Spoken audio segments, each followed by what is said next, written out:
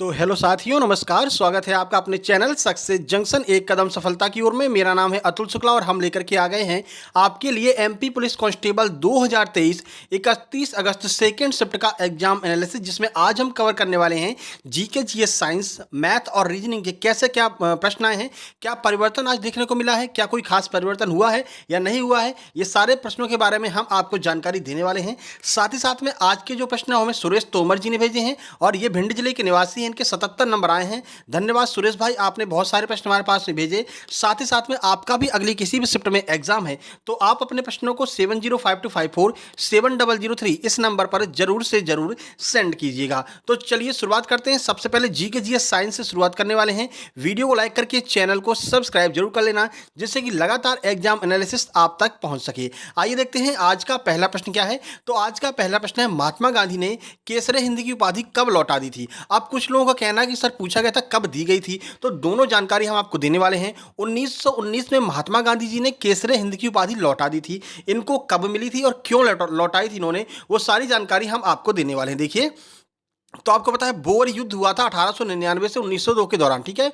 उनकी सेवाओं के लिए ब्रिटिश सरकार के द्वारा महात्मा गांधी को केसरे हिंद पुरस्कार दिया गया था। इसे भारत के governor general lord Hardinge second के द्वारा 1915 में, कब 1915 में उन्हें जो है प्रदान किया गया था बोर युद्ध में उनकी सेवाओं के लिए, ठीक है। अब इन्होंने लौटाया कब था, तो 13 अप्रैल 1919 को जलियांवाला बाग हत्याकांड हुआ, जिसके विरोध करते हुए महात्मा गांधी जी ने अपनी ये जो उपाधि थी इनको मिली थी केसरे हिंद की उपाधि, वो इन्होंने लौटा दी थी 13 अप्रैल 1919 को, जो जलियांवाला बाग हत्याकांड हुआ था, ठीक है।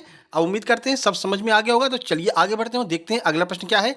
आज आपसे पूछा है लोक नृत्य से एक प्रश्न है कि रंगमा जो नृत्य है वो कहाँ किया जाता है, कहाँ का लोक नृत्य है रंगमा लोक नृत्य। तो नागालैंड का फेमस लोक नृत्य है रंगमा लोक नृत्य, या जनजातियों के द्वारा किया जाता है।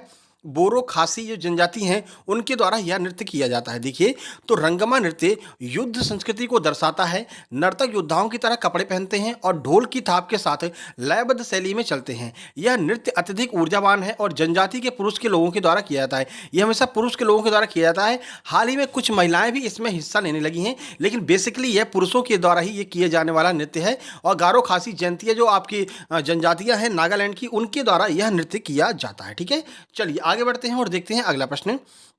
अगला प्रश्न है, युद्ध क्षेत्र में वीरता के लिए सर्वोच्च पुरस्कार कौन सा है। यानी जब युद्ध का समय रहता है उस समय सर्वोच्च पुरस्कार कौन सा होता है, तो परमवीर चक्र जो है वो सर्वोच्च पुरस्कार है। परमवीर चक्र चौथी से पांचवी बार यहाँ पर रिपीट हुआ है। हमने अभी आपके 12 अगस्त से लेकर के अब तक जितने प्रश्न आपके जीके जीएस साइंस के पूछे हैं उनकी वीडियो हम बना चुके हैं। जीके जीएस की अलग बना दी है और साइंस की अलग बना दी है, ठीक है। कल हमने जीके जीएस को अपलोड कर दिया था और आज सुबह हमने साइंस के जितने प्रश्न अब तक पूछे गए हैं बार बार जो रिपीट हो रहे हैं उनकी वीडियो अपलोड कर दी है। दोनों वीडियो भाई देख करके जाना, आपका रिवीजन हो जाएगा, क्योंकि बहुत सारे प्रश्न आप खुद देखना, आपके सामने एग्जांपल है परमवीर चक्र कितनी बार रिपीट हुआ है। जो लोग लगातार देख रहे होंगे एग्जाम एनालिसिस वो खुद जान गए होंगे, ठीक है। चलिए परमवीर चक्र की बात करते हैं। तो भारत का सर्वोच्च सैन्य पदक है, जिसे युद्ध क्षेत्र के दौरान वीरता के विशिष्ट कार्यों को प्रदर्शित करने के लिए दिया जाता है। जब युद्ध हो रहा हो उस समय आपने किसी भी क्षेत्र में वीरता दिखाई हो उस समय आपको यह परमवीर चक्र प्रदान किया जाता है। भारत का सबसे बड़ा वीरता का पुरस्कार है, ठीक है। चलिए आगे बढ़ते हैं और अगला प्रश्न देखते हैं। सिंधु घाटी सभ्यता के लोग किसकी पूजा करते थे, किस देवता की पूजा करते थे। तो पशुपतिनाथ जो हैं वो वहाँ के देवता हुआ करते थे, पशुपति, ठीक है, जो भगवान शिव का ही एक अवतार है। देखिए, तो मुख्य पुरुष देवता पशुपति थे। सिंधुकालीन सभ्यता में मुख्य पुरुष देवता कौन थे, तो पशुपति थे, जिन्हें मोहरों में दर्शाया गया था और वह 4 जानवरों से घिरा हुआ था, जिसमें एक ये पूछा जाता कितने जानवर कौन कौन से हैं, तो 4 जानवर हैं। कौन से हैं, एक बाघ है, एक गैंडा है, एक हाथी है और एक आपका भैंस है। और उनके पैरों पर 2 हिरण भी दिखाई देते हैं। तो ये पूरे आपको याद रखने हैं कि कौन कौन कहाँ पर है, कितने जानवर दिखाई देते हैं और कितने फ्रंट पे दिखाई देते हैं, कितने मतलब पाए गए हैं टोटल जानवर। ये सारी जानकारी आपको याद रखनी है। फिलहाल पशुपति जो हैं वो सिंधु घाटी सभ्यता के लोगों के मुख्य पुरुष देवता हुआ करते थे, ठीक है। चलिए आगे बढ़ते हैं अगला प्रश्न। सबसे ज्यादा भूमि से घिरा हुआ, गिरा नहीं है घिरा, भूमि से घिरा हुआ भारत का बंदरगाह कौन सा है। तो यानी कुल मिलाकर के आपसे पूछा कि सबसे बड़ा बंदरगाह कौन सा है भारत का, वही तो भूमि से घिरा होगा। तो मुंबई बंदरगाह भारत का सबसे बड़ा बंदरगाह है जो भूमि से घिरा हुआ है। देखिए, यह आकार और शिपिंग यातायात के हिसाब से भारत का सबसे बड़ा बंदरगाह है। यह भारत के पश्चिमी तट पर मुंबई में यह बंदरगाह स्थित है। भूमि से घिरा हुआ सबसे गहरा बंदरगाह कौन सा है, तो विशाखापट्टनम बंदरगाह जो है वो सबसे गहरा बंदरगाह है। आज आपसे सबसे बड़ा पूछ लिया है, अब आपसे आपसे सबसे गहरा पूछेंगे तो सबसे गहरा कौन सा है? विशाखापट्टनम बंदरगाह। ठीक है, चलिए आगे बढ़ते हैं। अगला प्रश्न, श्रीलंका के द्वारा अपना स्वतंत्रता दिवस कब मनाया जाता है? तो 4 फरवरी को श्रीलंका के द्वारा अपना स्वतंत्रता दिवस मनाया जाता है। श्रीलंका पर भी ब्रिटिश साम्राज्य का आधिपत्य था। 4 फरवरी को इनको जो है आज़ाद किया था, इसी दिन अपना स्वतंत्रता दिवस मनाते हैं। देखिए, तो 4 फरवरी 1948 को श्रीलंका को अंग्रेजों से आज़ादी मिली। स्वतंत्रता दिवस के 24 साल के बाद 22 मई 1972 को श्रीलंका एक गणतंत्र राज्य बन पाया। देखिए, इनको आज़ादी कब मिल गई थी? 4 फरवरी 1998 को, लेकिन गणतंत्र कब बने? तो ये 22 मई 1972 को गणतंत्र बन पाए 24 साल के बाद। क्यों? क्योंकि बाबा साहेब भीमराव अम्बेडकर जैसा इनके यहाँ कोई नहीं था जो संविधान का निर्माण कर सकता था, और इतने मतलब सोचने समझने वाले व्यक्ति वहाँ पर थे नहीं। इस वजह से इनको इतना समय लग गया, 24 साल का समय लग गया खुद को गणतंत्र करने में। ठीक है, चलिए आगे बढ़ते हैं। जर्मनी का एकीकरण किसके द्वारा किया गया था? तो जर्मनी का एकीकरण बिस्मार्क। देखिए, ये प्रश्न भी रिपीट हुआ, इसीलिए हम आपसे कह रहे हैं कि जो प्रश्न हमने अभी तक कराए हैं वो सारे में से बहुत सारे प्रश्न आपके रिपीट हो रहे हैं। ठीक है ना, इसीलिए हमने वो वीडियो बना रखी है। लगभग 150-200 प्रश्न हैं, उन दोनों वीडियो को देख करके जाना, क्योंकि वहाँ से बहुत प्रश्न रिपीट हो रहे हैं। देखिए, जर्मनी की हम बात कर दें तो जर्मनी का एकीकरण बिस्मार्क ने किया था। बिस्मार्क प्रसा का शासक विलियम प्रथम का प्रधानमंत्री था। ठीक है, जर्मनी का सबसे शक्तिशाली राज्य कौन सा था? तो वो प्रसा था, और यहीं का वो प्रधानमंत्री था। बिस्मार्क जर्मनी का एकीकरण प्रसा के नेतृत्व में चाहता था। वो चाहता था जर्मनी का एकीकरण तो हो जाए, लेकिन शासन कौन करे? तो शासन जो प्रसा साम्राज्य है वो उस पर शासन करे, ऐसा बिस्मार्क चाहता था। ठीक है, चलिए 18 जनवरी 1871 को ये कार्य पूरा हो गया, और जो जर्मनी का एकीकरण हो गया था कब? 18 जनवरी 1871 को बिस्मार्क के द्वारा एकीकरण किया गया था। अब आपको पता है भारत का बिस्मार्क किसे कहते हैं? इसका प्रश्न आपको अगले प्रश्न में ही आपको इसका जवाब मिल जाएगा। देखिए, अगला प्रश्न ही ये पूछा है, भारत का पहला गृह मंत्री किसे बनाया गया था?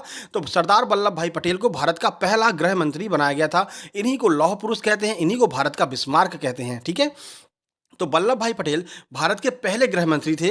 उन्होंने जुलाई 1947 में राज्य के विभाग का कार्यभार संभाला था। ठीक है, तो जुलाई 1947 में वो पहले गृह मंत्री बनाए गए नवीन मंत्रिमंडल में। अभी कल आपसे प्रश्न पूछा था कि परसों नवीन मंत्रिमंडल में कानून मंत्री का दर्जा कैसे दिया गया था? तो बाबा साहेब भीमराव अम्बेडकर को कानून मंत्री का दर्जा दिया, यानी कि नवीन मंत्रिमंडल आपको पढ़ करके जाना है। आगे आपसे पूछेंगे कि भाई जो है सैन्य मिनिस्टर कौन था, या फिर आपका मतलब प्रधानमंत्री कौन था। ये सारे प्रश्न आगे बनने वाले हैं। 1947 का कैबिनेट आपको पढ़ करके जाना है। ठीक है, रक्षा मंत्री बलदेव सिंह थे, ये सब आपको याद रखना, आगे प्रश्न बन सकता है। आगे बढ़िए, विश्व जनसंख्या दिवस कब मनाया जाता है? तो 11 जुलाई को विश्व जनसंख्या दिवस मनाया जाता है। सबको पता भाई, 11 जुलाई के दिन विश्व जनसंख्या दिवस मनाया जाता है। क्यों? तो चलिए देख लीजिए, दुनिया भर में 11 जुलाई को विश्व जनसंख्या दिवस मनाया जाता है। इस विशेष दिन को मनाने का उद्देश्य बढ़ती आबादी से जुड़ी समस्याओं के प्रति लोगों को जागरूक करना है। दुनिया भर में बढ़ती आबादी कई गंभीर समस्याओं का कारण बन रही है। आपको पता है भारत भी अब पहुंच गया नंबर 1 पर, जनसंख्या में भारत नंबर 1 पर पहुंच गया है। ठीक है, चाइना को परास्त करके भारत नंबर 1 पर पहुंच गया है। तो इसी के प्रति जागरूकता फैलाने के लिए जो है 11 जुलाई को हर साल विश्व जनसंख्या दिवस मनाया जाता है। ठीक है, इससे पहले पूछा था हृदय दिवस कब मनाया जाता है? 19 सितंबर को। पर्यावरण दिवस कब मनाया जाता है? 5 जून को। तो ये सारे प्रश्न आपके बन रहे हैं। योग दिवस 21 जून को। तो ये आपके जो मेन में जो प्रश्न है आपके दिवस वाले वो भी बन रहे हैं। ठीक है, कीड़ों के अध्ययन को क्या कहा जाता है? तो कीड़ों के अध्ययन को एंटोमोलॉजी कहते हैं। क्या कहते हैं? एंटोमोलॉजी। ठीक है, ये प्रश्न आपका पूछा गया। इससे पहले एपीकल्चर पूछा था, ओलेरीकल्चर सब्जी का पूछा था, एपीकल्चर आपका उसका क्या कहते हैं मधुमक्खी का होता है, मधुमक्खी का एपीकल्चर पूछा था। ठीक है, तो इन सबको भी आपको देख करके जाना, जो कल्चर होते हैं कौन कौन से किसका अध्ययन किया जाता है। एंटोमोलॉजी में किसका अध्ययन कहते हैं? तो एंटोमोलॉजी एक कीट विज्ञान है। कीट विज्ञान जंतु विज्ञान की एक शाखा है जो कीड़ों के वैज्ञानिक के अध्ययन संबंधित है, यानी कि कीड़ों का वैज्ञानिक अध्ययन इस शाखा के अंतर्गत किया जाता है। तो देखिए, हर प्रश्न के बारे में हम आपको उतनी जानकारी दे रहे हैं जो आपके लिए आवश्यक है। फालतू में बढ़ा चढ़ा करके जानकारी देना, समय व्यतीत करना, ये अपना काम नहीं है। ठीक है ना, जो मुख्य रूप से आपके एग्जाम में पूछे जाएंगे उतनी ही जानकारी हम आपको दे रहे हैं। ठीक है, चलिए आगे बढ़ते हैं। और इतने ही प्रश्न आज हमारे पास में जीके जीएस साइंस के आप आए हैं। आप लोगों से निवेदन है भाई, आपका एग्जाम हुआ करे तो जितने प्रश्न आपको याद हो कृपया जरूर सेंड किया कीजिए। ठीक है, चलिए आगे बढ़ते हैं। बात करते हैं मैथ में क्या परिवर्तन। तो मैथ में प्रायिकता के 2 प्रश्न पूछे गए थे, जिनमें एक ताश वाला प्रश्न था और एक लड़के और लड़कियों को जो है क्रम में बैठाने वाला जो प्रश्न आता है वो वाला प्रश्न आपका एक प्रायिकता में पूछा गया था। कुल मिलाकर के 2 प्रश्न प्रायिकता से पूछे गए थे। ठीक है, चलिए एक आपका एकांतर कोण से पूछा गया था, पहले संगत कोण पूछा गया था, इससे पहले संगत कोण के बारे में कौन सा सत्य है। आज आपसे एकांतर कोण का एक प्रश्न पूछा गया है जियोमेट्री से, ठीक है। उसके बाद में टाइम एंड डिस्टेंस के 2 प्रश्न आज पूछे गए हैं, ट्रेन के 2 प्रश्न पूछे गए हैं, बॉड मास के लगभग 4 प्रश्न आज आपके पूछे हैं। एलजेब्रा का अब तक 2-2 प्रश्न आ रहे थे, अब एलजेब्रा का आज एक ही प्रश्न आया है। उसके बाद में घातांक करनी से एक प्रश्न आया है। एलसीएम एचसीएफ से जरूर जितने पहले आ रहे थे उतने अभी आ रहे हैं, 3 प्रश्न एलसीएम एचसीएफ से आए हैं, वही भिन्न वाले प्रश्न आ रहे हैं कि एलसीएम बताइए और जो है आप उसका एचसीएफ बताइए, ठीक है। परसेंटेज के 4 से 5 प्रश्न आपके पूछे गए हैं। आगे बढ़ लेते हैं। आज भी कंपाउंड इंटरेस्ट से कोई प्रश्न नहीं देखने को मिला है, नाव धारा से कोई प्रश्न नहीं देखने को मिला है। हाँ, सिंपल इंटरेस्ट से केवल 2 प्रश्न देखने को मिले हैं, तो ये लेवल थोड़ा सा कम हो रहा है, एसआई की तरफ ये शिफ्ट कर रहा है और सीआई को नहीं पूछ रहा है, ठीक है। बाकी टाइम एंड वर्क ये नया टॉपिक ऐड कह सकते हैं, 3 प्रश्न आज टाइम एंड वर्क के जुड़े हैं, आगे इन प्रश्नों की संख्या बढ़ेगी, ये पक्का है, ठीक है। बाकी प्रॉफिट लॉस से 3 से 4 प्रश्न थे, जिनमें 2 प्रश्न आपके डिस्काउंट और बचत वाले बट्टा वाले जो प्रश्न होते हैं वो भी आपसे पूछे गए थे, ठीक है। आगे बढ़ते हैं। सिंप्लीफिकेशन की बात करें तो 2 प्रश्न आज आपके सिंप्लीफिकेशन से पूछे हैं, मिक्सचर एलिगेशन से 3 प्रश्न, एज से 2 प्रश्न, मेंसुरेशन से 2 प्रश्न आपके पूछे गए, फॉर्मूला बेस्ड प्रश्न थे। फॉर्मूला अगर आपको याद रहेगा तो आप मेंसुरेशन आराम से सॉल्व कर लेंगे। एक प्रश्न एवरेज से और रेशियो से 2 से 3 प्रश्न आपके पूछे गए हैं। इस रेशियो को एज में ऐड करके पूछा है, एवरेज में भी रेशियो को ऐड करके पूछा गया, ठीक है। एवरेज जो आपकी रेशियो में एवरेज को ऐड करके पूछा है। चलिए बढ़ते हैं भाई रीजनिंग की, और रीजनिंग में क्या परिवर्तन है। तो देखिए रीजनिंग में कोई खास परिवर्तन तो नहीं है, लेकिन देखिए कैलेंडर के 2 प्रश्न आए हैं। कैलेंडर के प्रश्न वही आपके आज के 3 दिन बाद शुक्रवार है तो आज के 5 दिन पहले क्या था, ऐसे वाले जो प्रश्न होते हैं वो पूछा था। एक एग्जैक्ट डेट वाला प्रश्न पूछा गया था, ठीक है। चलिए, और घड़ी के 2 प्रश्न पूछे थे, जिनमें एक आपका एंगल का पूछा था, एक मिरर। हाँ, जो स्पेशली मिरर इमेज आ रही थी पहले शुरू में, वो फिर से आने लगे हैं। 2-3 प्रश्न आज मिरर इमेज के देखने को मिले हैं। प्रश्न था 1 सेकंड में मिनट की सुई के द्वारा कितना डिग्री कोण बनेगा, यह आपसे पूछा गया था, ठीक है। उसके बाद में जो निहित आकृति होती है, एम्बेडेड फिगर के 2 से 3 प्रश्न आए हैं। आकृति पहचानने के लिए आती नहीं कि इसमें आकृति सम्मिलित सन्निहित है कि नहीं है, ये जो प्रश्न आते हैं 2 से 3 प्रश्न। अगली आकृति नेक्स्ट इमेज से 2 प्रश्न पूछे गए हैं, एनालॉजी से 3 प्रश्न पूछे हैं, कोडिंग डिकोडिंग से 5 प्रश्न, और डाइस से आपका 1 प्रश्न। इनइक्वलिटी का प्रश्न फिर से नहीं आया है, ठीक है, लगता है इनइक्वलिटी खत्म।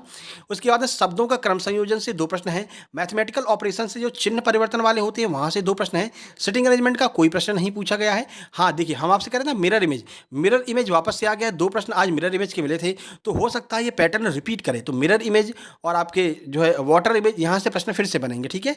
बाकी डायरेक्शन के 2 प्रश्न आज पूछे गए हैं। आइदर और नाइदर नॉट से कोई प्रश्न नहीं था, या तो यदि तो से कोई प्रश्न नहीं था। मिसिंग लेटर से आपका 2 प्रश्न देखने को मिला है। 2 प्रश्न आपके रैंकिंग के देखने को मिले हैं। रैंकिंग में कौन सा बड़ा है, कौन सा छोटा है, कौन किससे बड़ा है, यही वाले प्रश्न आ रहे थे। एक प्रश्न आपका वर्ग फिगर काउंटिंग में 1 वर्ग का आया है, और 2 प्रश्न आपसे आयत काउंटिंग के आए हैं। आज त्रिभुज काउंटिंग नहीं पूछी गई थी। नंबर सीरीज के 2 प्रश्न हैं। अल्फाबेट सीरीज के 3 प्रश्न आज पूछे गए हैं। वेन डायग्राम के भी 3 प्रश्न पूछे गए हैं, जिनमें कि कुछ कुत्ते बिल्ली वाले जो प्रश्न होते हैं वो आपके बन रहे हैं। कथन और निष्कर्ष से भी आज आपके 2 प्रश्न पूछे गए हैं, ठीक है। तो ये हमने आपको बता दिया कि क्या कैसा सिस्टम रहा है आपके रीजनिंग का और आपके मैथ का। अब चलिए ओवरऑल की बात कर लेते हैं। ओवरऑल में देखें तो जीके जीएस के कुल 25 क्वेश्चन आज पूछे गए हैं, साइंस के 11 क्वेश्चन पूछे गए हैं, ठीक है। और जीके जीएस थोड़ी सी अच्छी लेवल की आई है, इतना मतलब हाई लेवल था कि लोगों को क्वेश्चन याद नहीं रहा, इसलिए क्वेश्चन भेज भी नहीं पाए हैं। लेकिन आप लोग कोशिश कीजिए कि ज़्यादा से ज़्यादा क्वेश्चन याद करके भेजने की, ठीक है। बाकी मैथ में आज आपके 30 प्रश्न पूछे गए हैं, और रीजनिंग में आपके 35 प्रश्न पूछे गए हैं। इस वजह से, क्योंकि जीके जीएस टफ थी, आज का जो टॉप 5 स्कोर है वो थोड़ा सा लो रहा है। 77, 74, 72, 71, 68 और 64 ये आज के टॉप 5 स्कोर रहे हैं। कट ऑफ की बात करते हैं तो अगर आप 68 या 69 प्लस हैं इस शिफ्ट में, तो आप आराम से तैयारी कर सकते हैं। ये जनरल का कट ऑफ है। अब कुछ लोग पूछते हैं सर जनरल का कट ऑफ है, ओबीसी का कितना होगा, तो भाई अपने हिसाब से देख लो ना। ओबीसी है तो 2 नंबर कम कर लो, ईडब्ल्यूएस है तो ओबीसी से 1 नंबर और कम कर लो। इस तरह से आप अपना कट ऑफ खुद डिसाइड कर सकते हैं। लेकिन फिलहाल बात करें तो 70 के आसपास भी अगर आप आ रहे हैं जनरल कैटेगरी से, 68, 69, 70, तो आप अपने फिजिकल की तैयारी शुरू कर सकते हैं। बाकी फिजिकल में कितने 7.5 गुना लोगों को बुलाने वाले हैं, ठीक है। इस हिसाब से ये नंबर काफ़ी रहेंगे आपके जो है फिजिकल कॉल के लिए, ठीक है। बाकी एमपीएसआई की वैकेंसी आने वाली है, ये भी आपको पता है, सितंबर में इसका नोटिफिकेशन आने वाला है। और एमपीएसआई के नए बैच अगर आप चौहान एकेडमी से खरीदना चाहते हैं तो चौहान एकेडमी पे बैच सिलेक्ट कीजिए, और कूपन कोड में वहाँ पर आप डाल देना अतुल 10, ATUL 10, ठीक है। कैपिटल में डाल देना ATUL 10, ये आप डाल देंगे तो आपको 50% का ऑफ मिल जाएगा। चौहान एकेडमी के किसी भी कोर्स को आप परचेज करना चाहते हैं, चाहे वो आपका महिला पर्यवेक्षक का हो, चाहे वो आपका कोई भी कोर्स हो, कोई भी टेस्ट सीरीज हो, आपको सीधे 50% ऑफ मिल जाएगा अप्लाई कूपन में अतुल 10 डालने पर। ठीक है, चलिए बाकी देखिए सजेशन की बात करें, अल्फ़ाबेट अच्छे से याद करके जाइए, ये आपके लिए बहुत महत्वपूर्ण है। वर्ल्ड हिस्ट्री पढ़ करके जाइए, क्योंकि वर्ल्ड हिस्ट्री के प्रश्न बनने शुरू हो गए हैं वापस से, आज बिस्मार्क का फिर से पूछ लिया। ठीक है, तो वर्ल्ड हिस्ट्री पढ़ के जाना, हमने वीडियो बना भी दी है वर्ल्ड हिस्ट्री पर। बाकी पादप जगत को पढ़ करके जाइए, काउंटिंग फिगर और मिरर इमेज को अच्छे से देख करके जाइए, क्योंकि मिरर इमेज से प्रश्न बनने दोबारा शुरू हो गए हैं। मिरर इमेज पर वीडियो बना चुके हैं। करंट अफेयर भी आपको अच्छे से देख करके जाना, इकोनॉमिक्स देख कर जाना, क्योंकि इकोनॉमिक्स से आज 3 से 4 प्रश्न आए हैं, लेकिन वो प्रश्न हमारे पास में आ नहीं पाए कि क्या पूछा था एग्जैक्ट। बता तो रहे भाई CRR SLR इनमें से प्रश्न पूछा जा रहा है, तो भाई इकोनॉमिक्स की वीडियो बना रखी है, उसको एक बार रिपीट मूड में करके देख लेना। ठीक है, चलिए अब ये आपको बता दें भाई, ये टेलीग्राम चैनल है, इस पर आपको ज्वाइन कर लेना। यहाँ पर आपको PDF मिल जाएगी, लिंक डिस्क्रिप्शन बॉक्स में दी गई है, नहीं तो सर्च कर लेना टेलीग्राम सक्सेस जंक्शन पे मिल जाएगा आपको। ठीक है, स्टडी मटेरियल का free of cost study material channel है सक्सेस जंक्शन लाइव, इसकी भी लिंक डिस्क्रिप्शन बॉक्स में दी गई है, इसको आप ज्वाइन कर लेना।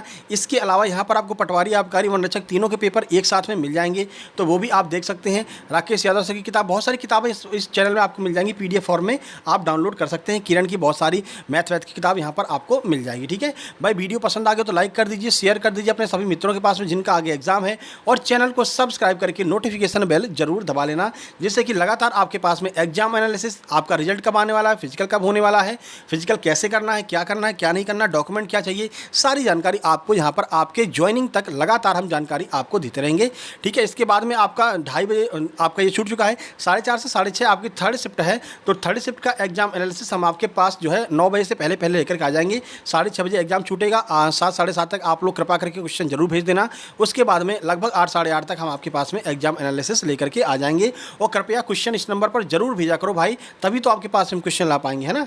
तो मिलते हैं सेकंड शिफ्ट के एग्जाम एनालिसिस में। अभी तक अगर लाइक नहीं किया मेरे भाई, निवेदन है आपसे, चैनल को लाइक कर दीजिए, मतलब वीडियो को लाइक कर दीजिए, और चैनल को सब्सक्राइब करके नोटिफिकेशन बेल जरूर दबा लीजिए। तो मिलते हैं थर्ड शिफ्ट के एग्जाम एनालिसिस में। कल कौन सी वीडियो आपको चाहिए वो आप कमेंट बॉक्स में कमेंट कर दीजिए, कौन सी एक्स्ट्रा वीडियो आपको चाहिए किस टॉपिक पर, तो वो हम वीडियो लेकर के आएंगे। जंतु जगत की चाहिए, किसकी भी चाहिए, आप कमेंट बॉक्स में कमेंट कर दीजिए। ठीक है, तो मिलते हैं थर्ड शिफ्ट में, तब तक के लिए नमस्कार, धन्यवाद।